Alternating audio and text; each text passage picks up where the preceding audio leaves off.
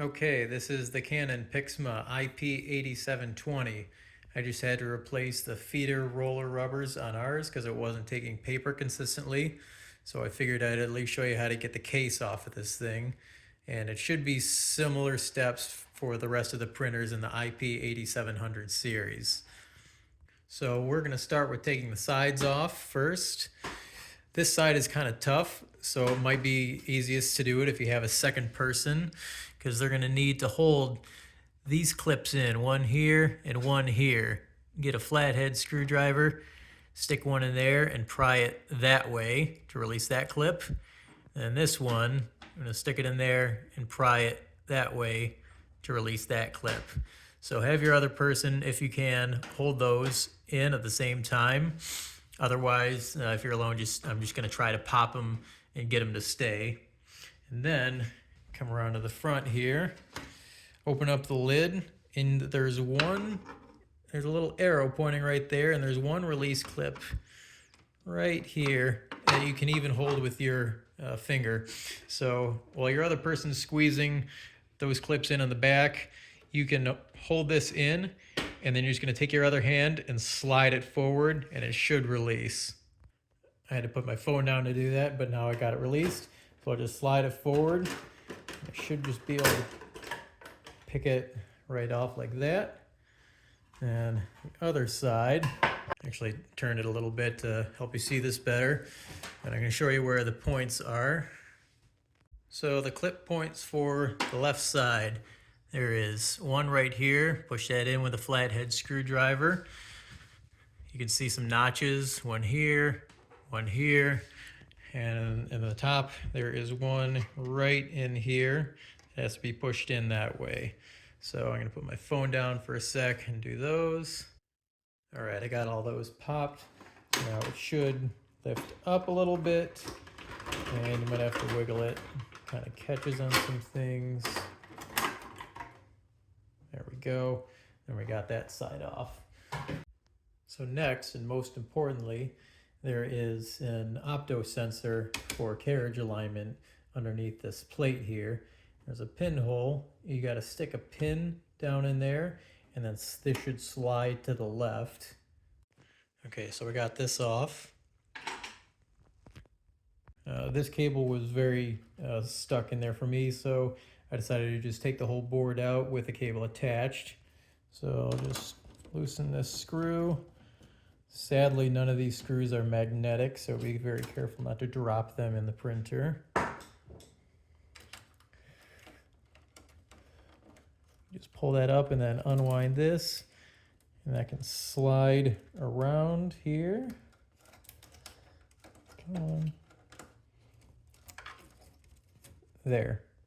Now that is out of the way and won't prevent the lid from coming up. From here, there is 2 screws on the back, 1, 2 you can take off, and then there's a couple more clips on the side, one here, and you can just take a flathead screwdriver and push those in like this. Here, go like that to release those, and then lift up a little bit. There's one clip point on the front right here. And then on the right side, you'll find clip point here. 2 more on the side. And then there's one on the back, I believe. No, just kidding. There's no more on the back. It's just the 2 on the side.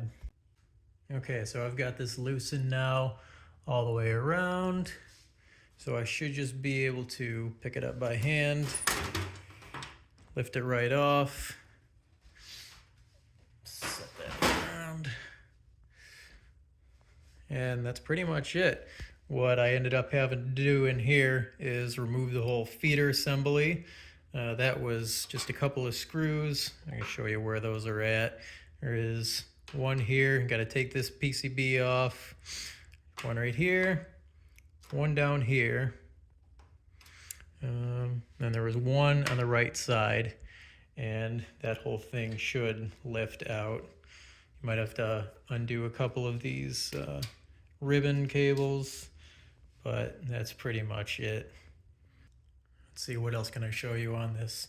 The optos, there is one opto right here, and then there's another one underneath right here. I think this is the exit sensor, and I had to repair this one because the clips on it are very tiny and fragile, and they all broke off. And I noticed it was endlessly saying it had a jam, and the whole thing was knocked off because those clips broke. So I had to epoxy those back together, but it's all good now.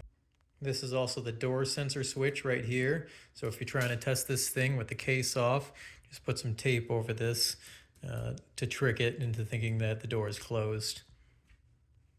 Also, I never realized this about our printer until today, but there's a jam release here bar that will lift the rollers up a little bit so you can get paper out of there easier. So finally, I'll leave you with a little tip for reassembly. The sides don't like to go in very easy, so you got to push in, down to kind of lock it in there, and then it should set in all the way. So we got to do that on this side too. There we go. Make sure the front's clipped in too. Make sure the front's clipped in here. Yeah, that's not. There we go. And then just put those two screws in on the back and put the sides back on. And also, when you're putting this back together, don't forget to make sure this PCB doesn't get caught underneath, and remember to install it back in there just like this and replace the cover that was originally on it. But yeah, that's pretty much that.